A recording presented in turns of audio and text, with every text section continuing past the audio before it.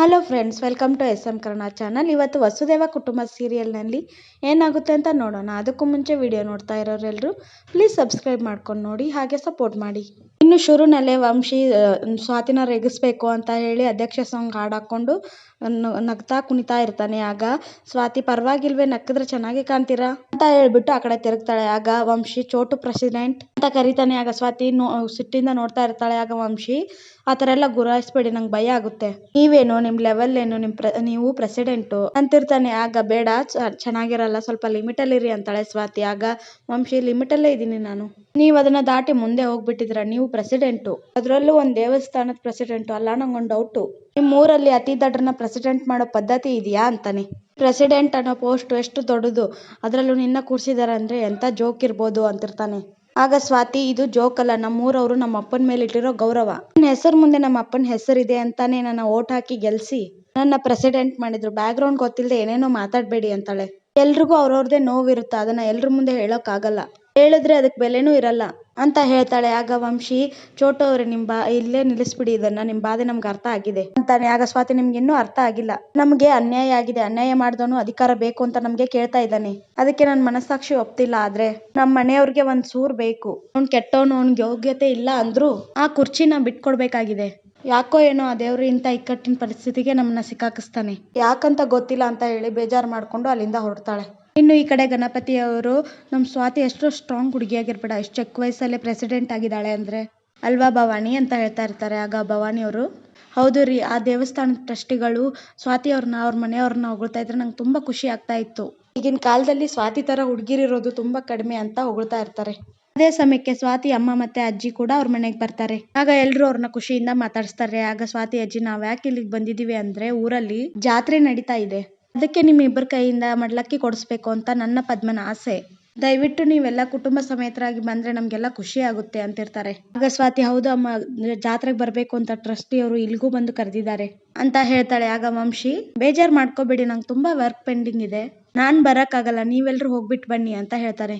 ಆಗ ಸ್ವಾತಿ, ಅಮ್ಮ, ನಮ್ಮ ಮನೆ ದೇವ್ರ ಜಾತ್ರೆ ಇದು, ದಯವಿಟ್ಟು ಬೇಡ ಅಂತ ಹೇಳ್ಬೇಡಿ, ನೀವು ಬಂದ್ರೆ ನಮ್ಗೆ ತುಂಬಾ ಖುಷಿ ಆಗುತ್ತೆ ಅಂತಾರೆ. ಆಗ ಗಣಪತಿ ಅವರು, ಅವ್ರು ಅಷ್ಟೊಂದು ಕರಿತಿದ್ದಾರೆ, ಹೋಗ್ಬಿಟ್ಟು ಬಾ, ಕೆಲಸ ಯಾವಾಗ್ಲೂ ಇದ್ದಿದ್ದೆ ಅಂತ ಹೇಳ್ತಾರೆ. ಈ ಕಡೆ ರಾಧಿಕಾ ಮನ್ಸಲ್ಲೇ ನಿತಿನ್ನ ಕರ್ಕೊಂಡು ಹೋಗೋದಕ್ಕೆ ಇದು ಒಳ್ಳೆ ಅವಕಾಶ ಅನ್ಕೋತಿರ್ತಾಳೆ. ಹಾಗೆ ಅವ್ರ ಅಪ್ಪಂಗೆ, ಅಪ್ಪ, ನೀವಿಬ್ರು ಊರಿನ ಜಾತ್ರೆ ಯಾವಾಗೂ ನೋಡಿಲ್ಲ ಅಲ್ವಾ, ತುಂಬಾ ಚೆನ್ನಾಗಿರುತ್ತೆ, ಎಲ್ರು ಹೋಗ್ಬರೋಣ ಬನ್ನಿ ಅಂತಾರೆ. ಆಗ ಭವಾನಿ ಅವರು, ಆಯ್ತು ರಾಧಿಕಾ, ನಮಗೂ ಮನೇಲಿ ಇದ್ದಿದ್ದು ಬೇಜಾರಾಗಿದೆ, ಎಲ್ರು ಹೋಗ್ಬರೋಣ ಅಂತಾರೆ. ಆಗ ಗಣಪತಿ ಅವರು, ಪದ್ಮ ಅವರೇ, ನಿಮ್ಗೆ ಹೇಗೂ ಊರಲ್ಲಿ ಉಳ್ಕೊಳ್ಳೋದಕ್ಕೆ ಮನೆ ಇಲ್ಲ ಅಂತೀರಿ, ಪೂಜೆ ಎಲ್ಲ ಆದ್ಮೇಲೆ ನಮ್ ರಾಧಿಕಾ ರೆಸಾರ್ಟ್ ಅಲ್ಲೇ ನಮ್ ಜೊತೆನೆ ಉಳ್ಕೊಳ್ಳಿ ಅಂತ ಹೇಳ್ತಾರೆ. ಆಗ ರಾಧಿಕಾ ಅವ್ರನ್ನ, ಅಲ್ವಾ ರಾಧಿಕಾ ಅಂತ ಕೇಳ್ತಾರೆ. ಆಗ ರಾಧಿಕಾ, ಹ್ಞೂ ಆಗ್ಬೋದು ಅಂತ ಹೇಳ್ತಾರೆ. ಆಗ ಸ್ವಾತಿ ಅವರಮ್ಮ, ನೋಡಿ, ನಿಮ್ ಮಗ ನಮ್ಮ ಮನೆ ಕಿತ್ಕೊಂಡಿದ್ದಾರೆ, ಆದ್ರೂ ಆ ಮನೆ ಮೇಲಿನ ವ್ಯಾಮೋಹ ಯಾವತ್ತೂ ಹೋಗಲ್ಲ, ನಾವು ಕುಮಾರನ್ ಮನೆಯಲ್ಲಿ 4 ದಿನ ಇದ್ ಬರ್ಬೇಕು ಅನ್ಕೊಂಡಿದೀವಿ, ನಾವು ಜಾತ್ರೆಗೆ ಹೋದಾಗ ಅಲ್ಲೇ ಇದ್ ಬರ್ತೀವಿ. ಗಣಪತಿ ಅವರು, ಸರಿ ಅಮ್ಮ, ನಿಮ್ಗೆ ಹೇಗ್ ಅನುಕೂಲನೋ ಹಾಗೆ ಮಾಡಿ ಅಂತ ಹೇಳ್ತಾರೆ. ಆಗ ಅಲ್ಲಿಂದ ಅಜ್ಜಿ ಮತ್ತೆ ಪದ್ಮ ಅವರು ಹೊರಡ್ತಾರೆ. ಇನ್ನು ಈ ಕಡೆ ನಿತಿನ್ ಮತ್ತೆ ಕುಮಾರ ಆರ್ಡರ್ ಹುಡ್ಕೊಂಡು ಹೋಗಿರ್ತಾರೆ. ಆಗ ಕುಮಾರ, ಏನೋ ನಿತಿನ್, ಎಷ್ಟು ಹುಡುಕಿದ್ರು ಒಂದ್ ಆರ್ಡರ್ ಸಿಗ್ತಾ ಇಲ್ಲ, ತುಂಬಾ ಬೇಜಾರಾಗ್ತಾ ಇದೆ ಕಣೋ ಅಂತಾನೆ. ಆಗ ನಿತಿನ್, ಬೇಜಾರ್ ಮಾಡ್ಕೋಬೇಡ, ನೀನ್ ಯಾಕೆ ಇಷ್ಟೊಂದು ನೊಂದ್ಕೋತಾ ಇದೀಯ ಅಂತ ನನಗೆ ಗೊತ್ತು, ಗೀತಾ ಅವ್ರ ಬರ್ತಡೇ ಅಂತ ತಾನೇ ಅಂತಾನೆ. ಆಗ ಕುಮಾರ, ಹೌದು, ಮದ್ವೆ ಆದಾಗಿಂದ ಗೀತಂದು ಮೊದಲನೇ ಬರ್ತಡೇ, ಯಾವ್ದಾದ್ರು ಚಿಕ್ಕ ಗಿಫ್ಟ್ ಕೊಟ್ರು ಚೆನ್ನಾಗಿರ್ಬೇಕು ಅನ್ನೋದೇ ನನ್ನ ಆಸೆ ಆಗಿತ್ತು ಅಂತ ಹೇಳ್ತಾನೆ. ಆಗ ನಿತಿನ್, ನಾನ್ ನಿನ್ ಜೊತೆ ಇರುವಾಗ ನೀನ್ ಯಾಕೋ ಇಷ್ಟು ಚಿಕ್ಕ ಪುಟ್ಟ ವಿಷಯಕ್ಕೆ ವರಿ ಮಾಡ್ಕೋತೀಯಾ, ನಿನಗೆ ಏನ್ ಪರ್ಚೇಸ್ ಮಾಡ್ಬೇಕೋ ಮಾಡು, ನಿಂಗೆ ಆರ್ಡರ್ ಸಿಕ್ಕ ಮೇಲೆ ಆ ದುಡ್ಡನ್ನ ವಾಪಸ್ ಕೊಡುವಂತೆ ನಾನು ಪೇ ಮಾಡ್ತೀನಿ ಅಂತ ಹೇಳ್ತಾನೆ.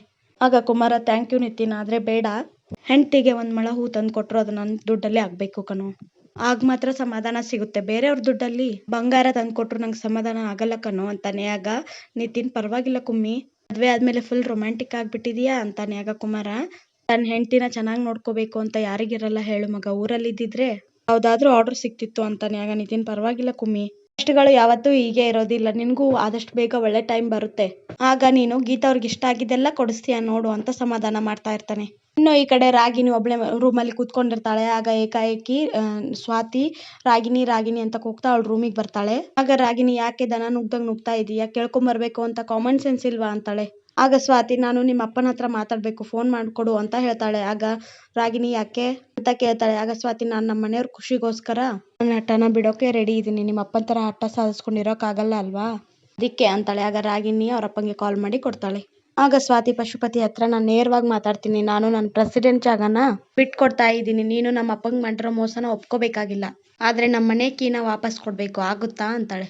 ಆಗ ಪಶುಪತಿ, ನೀನ್ ನಿಜವಾಗ್ಲೂ ಪ್ರೆಸಿಡೆಂಟ್ ಜಾಗನ ಬಿಟ್ಕೊಡಕ್ ರೆಡಿ ಇದೆಯಾ, ಮೇಲೆ ಕೈ ಕೊಡಲ್ಲ ತಾನೇ ಅಂತಾನೆ. ಆಗ ಸ್ವಾತಿ, ನಾನೇನ್ ನಿನ್ ತರ ಮನಸ್ಸಾಕ್ಷಿ ಬಿಟ್ಟು ಬದುಕ್ತಾ ಇಲ್ಲ, ಹೇಳ್ದಂಗೆ ನಡ್ಕೋತೀನಿ, ನನಗೆ ನನ್ನ ಮನೆ ವಾಪಸ್ ಬೇಕು ಅಷ್ಟೇ ಅಂತ ಹೇಳ್ತಾಳೆ. ಆಗ ಪಶುಪತಿ, ನನಗೆ ಪ್ರೆಸಿಡೆಂಟ್ ಜಾಗ ಸಿಗುತ್ತೆ ಅಂದ್ರೆ ನಿನ್ನ ಆ ಮೂರ್ಖಾಸಿನ ಮನೆ ಯಾರಿಗ್ ಬೇಕು, ದೇವಸ್ಥಾನದಲ್ಲೇ ನಿಮ್ ಮನೆ ಕೀನ ವಾಪಸ್ ಕೊಡ್ತೀನಿ ಅಂತಾನೆ. ಆಗ ಸ್ವಾತಿ ಕೈಯಲ್ಲಿ ಫೋನ್ ನ ಹುಡ್ಕೊಂಡೆ, ರಾಗಿನಿ ನಿಮ್ಮ ಅಪ್ಪ ನಮ್ಮ ಮನೆನ ವಾಪಸ್ ಕೊಡ್ತೀನಿ ಅಂತ ಒಪ್ಕೊಂಡಿದ್ದಾನೆ, ಇದಕ್ಕೆ ನೀನೇ ಸಾಕ್ಷಿ ಅಂತ ಹೇಳಿ ಫೋನ್ ಕೊಟ್ಬಿಟ್ಟು ಹೊರಡ್ತಾಳೆ. ಆಗ ರಾಗಿನಿ ಅವ್ರ ಅಪ್ಪಂಗೆ, ಯಾಕಪ್ಪ ಇಷ್ಟು ಈಸಿಯಾಗಿ ಬಿಟ್ಕೊಟ್ಬಿಟ್ರಲ್ಲ ತಾಳೆ. ಆಗ ಪಶುಪತಿ, ಮಗಳೇ ಮೊದ್ಲು ನನ್ನ ಕೈಯಲ್ಲಿ ಅಧಿಕಾರ ಬರ್ಲಿ, ಆಮೇಲೆ ನನ್ನ ಆಟ ಏನು ಅಂತ ತೋರಿಸ್ತೀನಿ, ನಿಮ್ಮಪ್ಪ ಎಷ್ಟು ಬುದ್ಧಿವಂತ ಅಂತ ನಿಂಗೆ ಗೊತ್ತಿಲ್ವಾ, ಮನೆ ಕೀ ಕೊಡು ಅಂದ ತಕ್ಷಣ ಕೊಟ್ಬಿಡಕ್ಕಾಗುತ್ತಾ.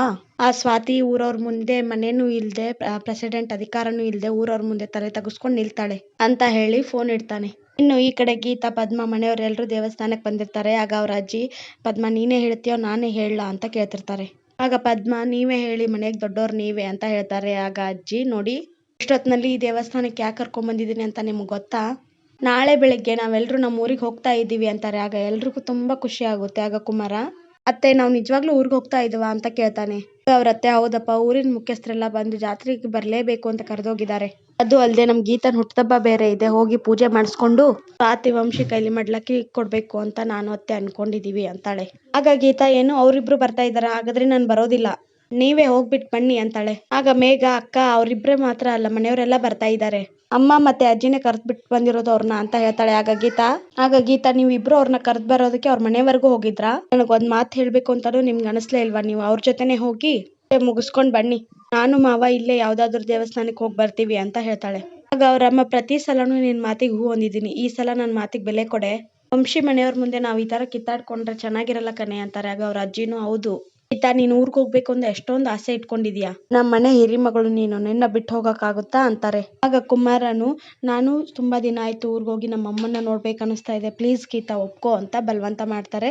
ಆಗ ಗೀತಾ ಊರ್ಗ್ ಹೋಗಕ್ಕೆ ಒಪ್ಕೋತಾಳೆ. ಆಗ ಗೀತಾ, ಆದ್ರೆ ಒಂದ್ ಕಂಡೀಷನ್, ನಾವು ಅವ್ರ ಜೊತೆ ಕಾರಲ್ಲಿ ಹೋಗೋದಿಲ್ಲ, ಬಸ್ಸಲ್ಲಿ ಸಪ್ರೇಟ್ ಆಗಿ ಹೋದ್ರೆ ಮಾತ್ರ ಬರ್ತೀನಿ ಅಂತ ಹೇಳ್ತಾಳೆ. ಆಗ ಅವ್ರ ಅಜ್ಜಿ, ಬಸ್ಸೋ ನಡ್ಕೊಂಡು, ಒಟ್ಟು ಊರಿಗೆ ಬರ್ತಾ ಇದೆಯಲ್ಲ ಅಷ್ಟ್ ಸಾಕು ಅಂತಾರೆ. ಇನ್ನು ಈ ಕಡೆ ಸ್ವಾತಿ ವಂಶಿ ನೋಡ್ಕೊಂಡು ರೂಮಿಗೆ ಬರ್ತಾಳೆ.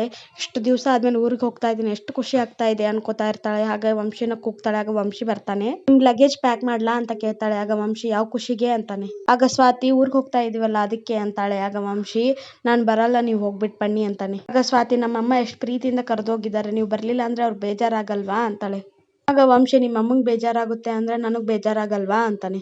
ಆಗ ಸ್ವಾತಿ, ಮಡ್ಲಕ್ಕಿ ತುಂಬಬೇಕು ಅಂತ ಹೇಳ್ತಾಳೆ. ವಂಶಿ, ಇಷ್ಟಕ್ಕ ನಾವಿಬ್ರು ಗಂಡ ಹೆಂಡತಿ ಅಲ್ವಲ್ಲ, ಯಾಕಿದೆಲ್ಲ ಸಂಪ್ರದಾಯ ಅಂತ ಹೇಳ್ತಾನೆ. ಆಗ ಸ್ವಾತಿ, ಅಲ್ಲಿ ಎಲ್ರು ನಿನ್ ಗಂಡ ಎಲ್ಲಿ ಅಂತ ಕೇಳಿದ್ರೆ ಏನ್ ಮಾಡ್ಲಿ, ಅಷ್ಟೇ ಅಲ್ಲ ಗೀತಕ್ಕನ್ ಬರ್ಡೇ ಬೇರೆ ಅಂತಾಳೆ. ಆಗ ವಂಶಿ, ಏನಾದ್ರೂ ಹೇಳಿ ಮ್ಯಾನೇಜ್ ಮಾಡೋ, ನಂಗೆ ಬರಕ್ ಆಗಲ್ಲ, ಅಜ್ಜಿ ತಾತ ಬರ್ತಾರೆ, ಅವ್ರನ್ನ ಕರ್ಕೊಂಡು ಹೋಗು ಅಂತಾನೆ.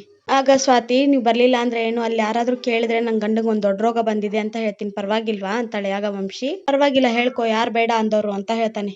ಇನ್ನು ಮಾರನೇ ದಿನ ಗೀತಾ ಮನೆಯಲ್ಲಿ ಎಲ್ರು ಊರಿಗೆ ಹೋಗೋಕೆ ರೆಡಿ ಆಗಿರ್ತಾರೆ. ಆಗ ಕುಮಾರ ಡಲ್ಲಾಗಿ ನಿಂತಿರ್ತಾನೆ. ಗೀತಾ, ಏನಾಯ್ತು ಅಂತ ಕೇಳ್ತಾಳೆ. ಆಗ ಅವ್ರ ಅಜ್ಜಿ, ನಾನ್ ಹೇಳ್ತೀನಿ ಕಣೆ, ಗೀತನ್ ಹುಟ್ಟಿದಬ್ಬ, ಅವಳಿಗೆ ಏನು ಕೊಡಸಕ್ ಆಗ್ಲಿಲ್ಲ ಅಂತ ಅವನಿಗೆ ಬೇಜಾರು ಅಂತ ಹೇಳ್ತಾರೆ. ಆಗ ಕುಮಾರ, ಅದು ನಿಂದು ಮದ್ವೆ ಆದ್ಮೇಲೆ ಮೊದಲನೇ ಹುಟ್ಟಿದಬ್ಬ, ಅದಕ್ಕೆ ಏನಾದ್ರೂ ಗಿಫ್ಟ್ ಕೊಡೋಣ ಅನ್ಕೊಂಡಿದ್ದೆ, ಆದ್ರೆ ಅಂತಿರ್ತಾನೆ. ಆಗ ಗೀತಾ, ಗಿಫ್ಟ್ ಕೊಟ್ರೆ ಮಾತ್ರ ಬರ್ತಾಡೇನ ಮಾವ, ಇಲ್ಲ ತಾನೇ, ಊರ್ ಜಾತ್ರೆಯಲ್ಲಿ ಇಬ್ರು ದೇವ್ರ ಮುಂದೆ ಜೋಡಿಯಾಗಿ ನಿಂತ್ಕೊಂಡು ಭಕ್ತಿಯಿಂದ ಕೈ ಮುಗ್ದು ಬೇಡ್ಕೊಳ್ಳೋಣ, ನಂಗಷ್ಟೇ ಸಾಕು ಅಂತಾಳೆ. ಹೀಗೆ ಅವ್ರುಗಳು ಮಾತಾಡ್ತಾ ಇರ್ಬೇಕಾದ್ರೆ ಸ್ವಾತಿ ಬಂದು, ಎಲ್ರು ಊರಿಗೆ ಹೊಡೋಕ್ ರೆಡಿ ಆದ್ರ, ಬನ್ನಿ ಲಗೇಜ್ ತಗೊಂಡು ಹೋಗೋಣ ಅಂತ ಲಗೇಜ್ ತಗೊಳಕ್ ಹೋಗ್ತಾಳೆ. ಆಗ ಗೀತಾ ಕೋಪ ಮಾಡ್ಕೊಂಡು, ಬ್ಯಾಗ್ ಅಲ್ಲೇ ಇಡಿ, ನಾವ್ ಯಾರು ನಿಮ್ ಜೊತೆ ಬರ್ತಾ ಇಲ್ಲ, ನಮ್ಗೆ ಅಂತ ಗೌರ್ಮೆಂಟ್ ಬಸ್ ಇದೆ, ನಾವ್ ಅದ್ರಲ್ಲೇ ಬರ್ತೀವಿ, ನೀನ್ ಹೋಗು ಅಂತ ಹೇಳ್ತಾಳೆ.